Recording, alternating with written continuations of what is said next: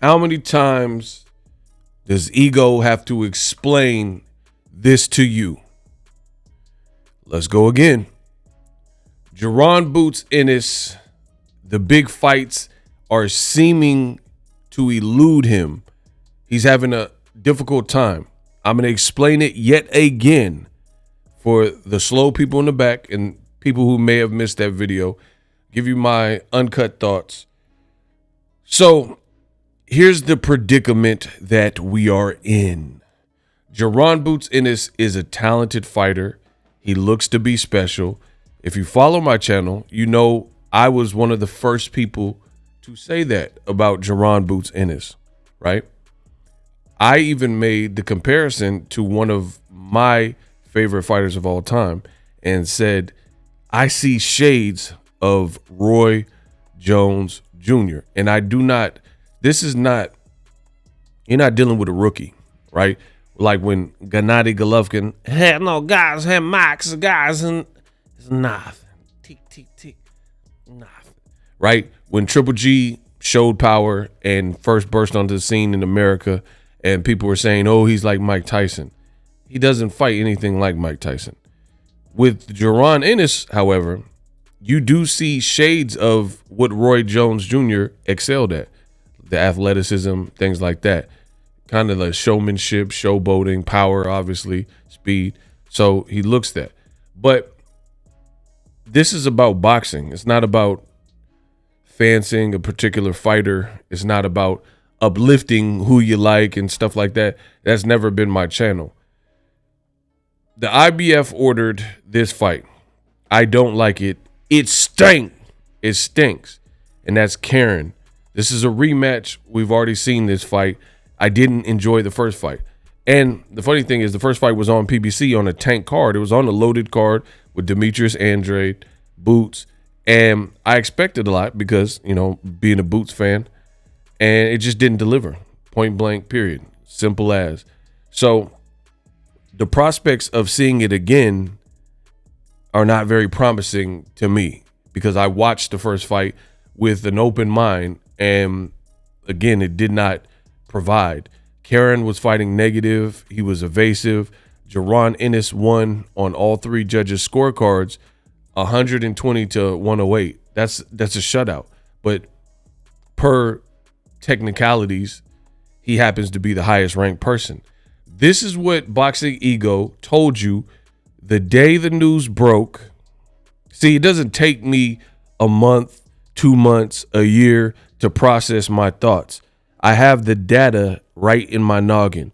So the day, you guys, whatever day he signed to Eddie Hearn at Rematch Room, you'll be able to find live videos that I did and also just regular static videos where I gave my truest thoughts regarding the move.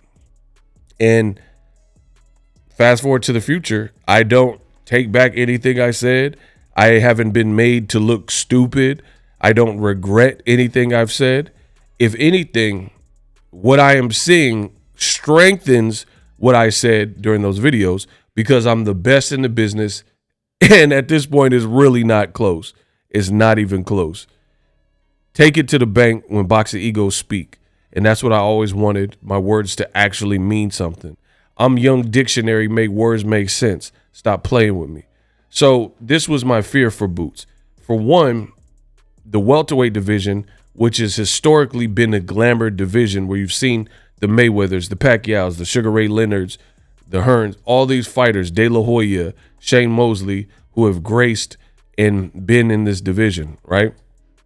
So it's a glamour division for a reason because there's a lot of rich history and great fights. The Cottos and different people have, Felix Tito Trinidad, have had remarkable moments and fights in this division. But in the here and now, that doesn't seem to be the case. And this does happen. I remember when Adrian Broner, when he was at 35, he had beat the top guy, which was DeMarco, my favorite Broner performance. And he fought Gavin Reese. There was really nothing else for him to do. The only other guy at that time was Ricky Burns, and he was ducking Broner. So Broner made a decision to bypass 140 and go for money fights and a title shot against Paulie Malignaggi, a guy he did beat via split decision. And then he ended up staying there and fighting Maidana, which obviously that didn't work out well. But the point I'm making is Broner seen that it was a dead division, right? So there was no reason to stay at 35 and milk it. So truthfully, when a guy can move up and it makes sense to move up and the division is pretty dormant, I like to see that. This is the problem with Jaron Ennis. Most of the big fights that people have wanted to see Ennis fight with proven guys, they've already left the division. This includes Terrence Crawford, Errol Spence, Virgil Ortiz. They all moved to 54. So that left a huge void in the division because that's 3 class names that people wanted to see fight Ennis. Another name around that same time is Conor Benn, but then the boy was eating eggs or whatever they said. He popped dirty, and then he ain't recovered since. So that's 4 quality names that people at a time wanted to see Boots in his fight and maybe still want to see him fight. But now those fights are pretty much at 54. Or like I said, Conor Benn, he actually has fought at 54. But Conor Benn has just been, he's never really recovered since the Chris Eubank fight got canceled and he popped dirty. So enter Jaron Ennis.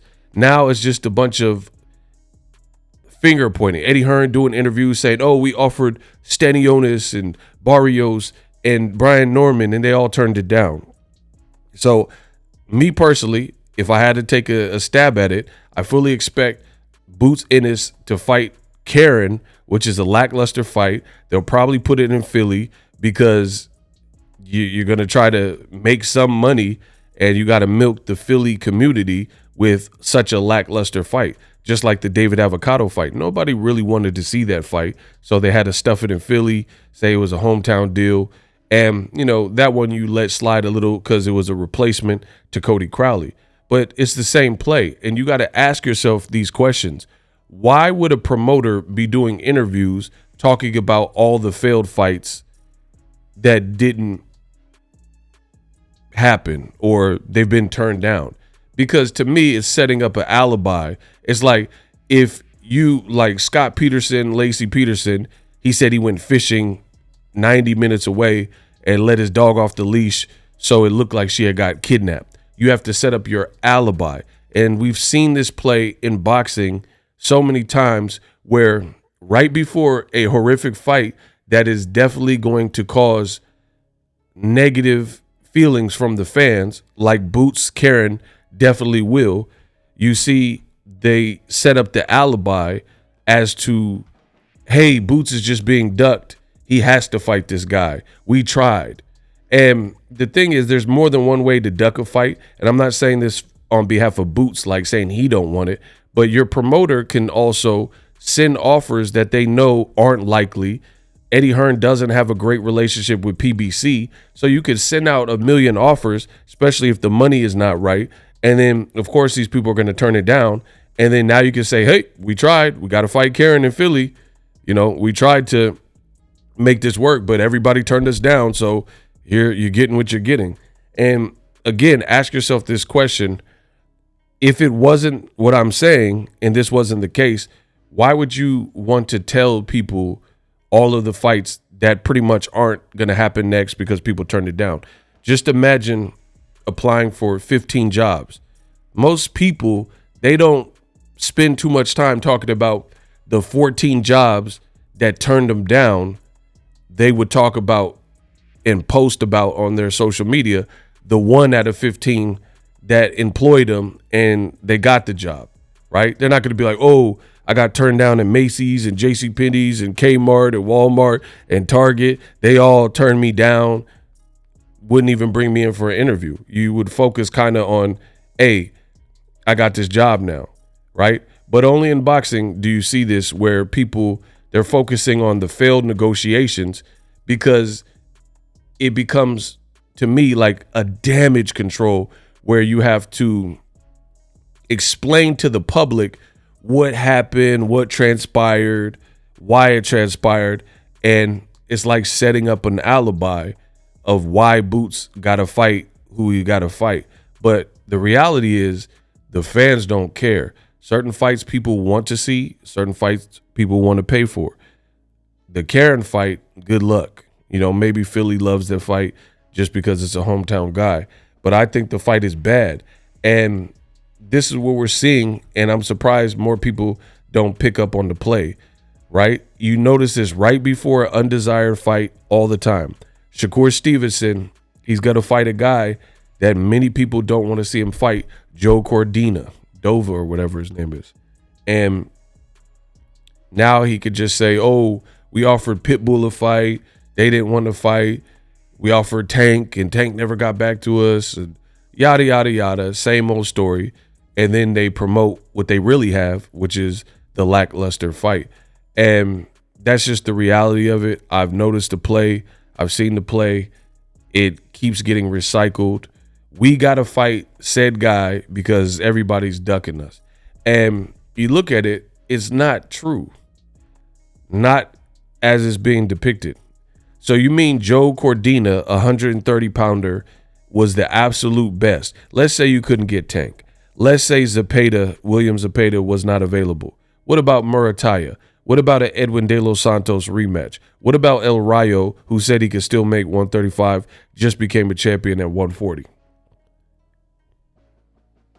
It's looking shaky, and y'all shoveling is not adding up. When I'm talking about Crawford Madrimov financially, per all the information out, was a flop.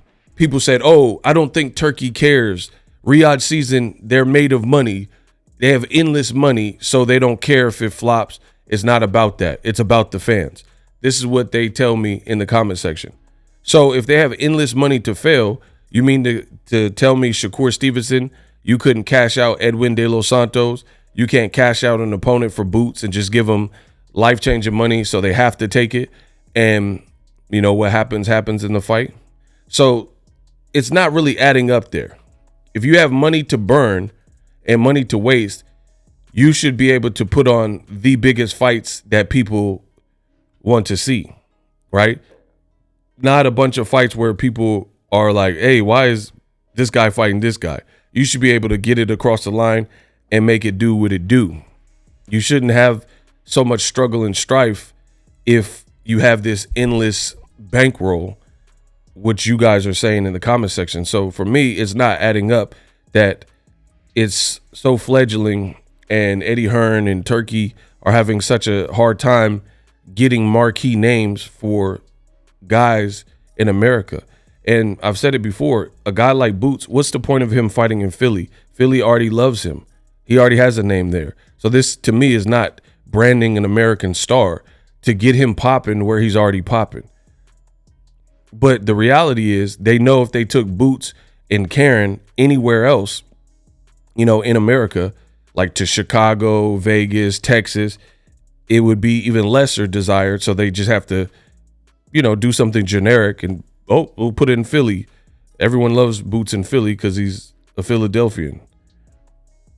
Oh, Shakur on the undercard, throw him in Saudi Arabia.